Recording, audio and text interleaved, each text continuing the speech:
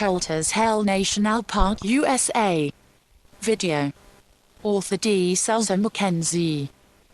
One of the most venerable old axioms of fur trade history is that of Colters Hell, which may be formulated thus: after John Colter discovered what is now Yellowstone National Park, he told others of the scenic wonders there.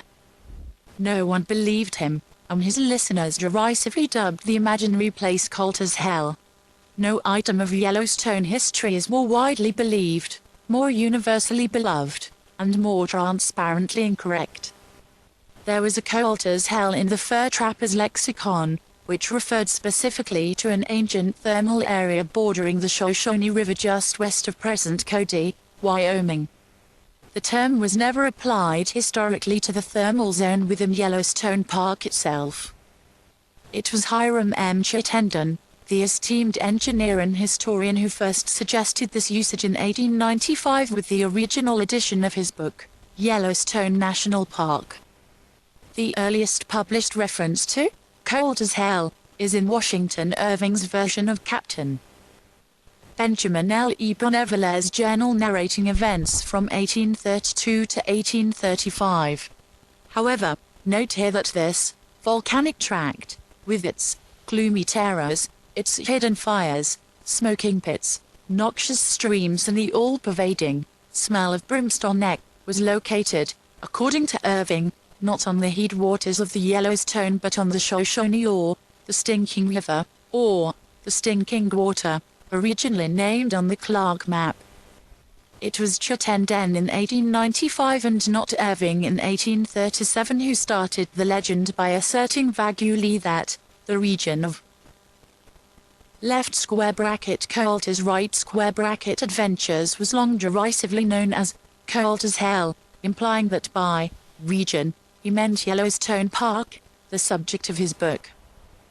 He does not accuse Bonneville or Irving of error, perforce conceding that this name early came to be restricted to the locality where Colter discovered the tar spring on the Stinking Water, but he hopefully guesses that Colter's description, so well summed up by Irving, undoubtedly referred in large part to what he saw in the Yellowstone and Snake River valleys. This is where the misconception got started.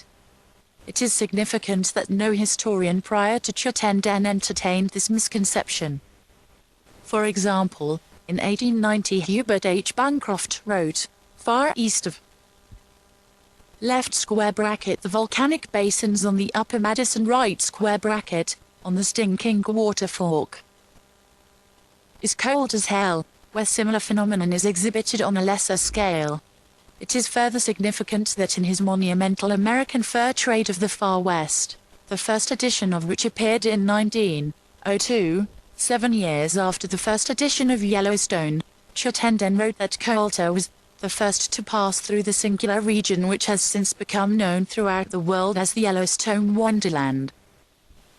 He also saw the immense tar spring at the forks of Stinking Water River, a spot which came to bear the name of Colters Hell. This is his only reference here to the term, which is a clear if tacit admission that he was in error in the first instance to create the impression that it ever applied contemporaneously to Yellowstone Park. But the impression once created would not down. Like Aladdin's wonderful lamp, the genie was out of the bottle, and the poetic version of Colters Hell has become a stock item in Western literature. Defenders of the Colters Hell mythology are eager to challenge Washington Irving as an authority. True, Irving's Captain Bonneville by his own admission never personally saw the Yellowstone Park area. Also, it is true that geysers are not to be seen today along the Shoshone River. Hence it might be reasoned that the only noteworthy thermal activity in 1807 was likewise confined to the Yellowstone, more particularly to the upper Madison, and that Bonneville was merely reporting a twisted rumor. But a cold examination of the facts shows that Irving and Bonneville were correct. First, there is no good reason to question Bonneville's geographical knowledge. While he never saw it himself, Bonneville had quite a crew circulating through the future park as early as 1833 and, in fact, there is reason to believe that the Great Geyser Basin of Fur River, climaxed by Old Faithful, was discovered that year by one of his own lieutenants, see Chapter 7. Secondly, although there are no phenomena readily apparent to passing motorists at the bona fide and unmarked Colters Hell site just west of Cody, the evidence of thermal activity, not entirely extinct now, is abundantly evident to anyone who cares to pause en route to or from Yellowstone's East Gate. On the canyon rim downstream from the rocky defile enclosing the Buffalo Bill Dam, there are extinct geyser cones up to 30 feet in height and an extensive crust to fragile center. In the canyon floor itself there are bubbling fountains in the riverbed, and the same pervasive smell of rotten eggs, or more scientifically, sulfur dioxide, which assails one's nostrils on the upper Furrow Hill. Other related hot springs once existed at the forks of the Shoshone, now drowned beneath the reservoir. How very strange that this spot, quite evidently the boiling spring of Colter's famous route on the William Clark map of 1810, has been largely ignored since 1895. Campfire writers and lecturers have been so enchanted by the Yellowstone wonderland, they never gave thought to this historical geological feature 50 miles outside of the park boundary. Thirdly, Bonneville wasn't the only one who knew about the phenomenon on the Stinking Water. The true identity of Colters Hell was well understood by other mountain men. In 1829 Joe Meek knew all about steam vents on the Yellowstone Plains, but he also was familiar with a volcanic tract on Stinking Fork, previously seen by one of Lewis and Clark's men, named Colter, while on a solitary hunt, and by him also denominated Hell. Single quote, in 1852 the famed missionary explorer, Father Desmit, cited Captain Bridger as the source of his information that, near the source of the River Pond, which empties into the Big Horn, is a place called Colters Hell from a beaver hunter of that name. This locality is often agitated with subterranean fires. Stallo Vinton, early Colter biographer and editor of the 1935 edition of Chittenden's American Fur Trade, paid no attention to Chittenden's footnoted correction of 1902.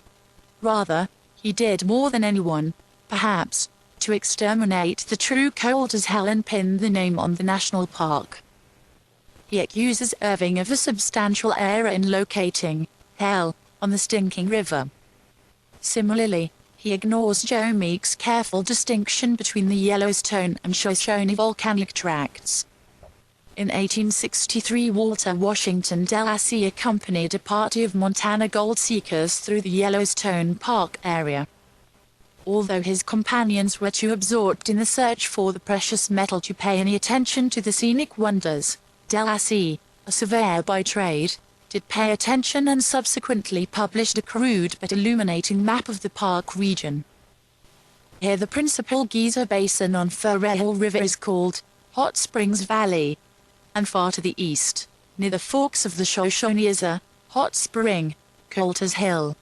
Left square bracket sic right square bracket in 1867 the official map of the Interior Department, by Keeler, apparently reproducing Delassie's data, also indicates a hot spring, Colters Hill. Left square bracket sic right square bracket so the federal government, at this early date, gave this official recognition to the clear distinction between the two thermal areas. Vinton refers to the Delassie and Keeler maps, but he dismisses this further evidence as a mistake. Perhaps his stubborn version of Colters Hell would have collapsed if he had seen the recently discovered Bridger DeSmit map of 1851 in the Office of Indian Affairs. Here Bridger also clearly distinguishes between Sulphur Spring or Colters Hell volcano on Stinking Fork and an entirely different, great volcanic region in state of eruption, drained by Furrow Hill River. See Chapter 8. Can we invoke any higher authority than Jim Bridger?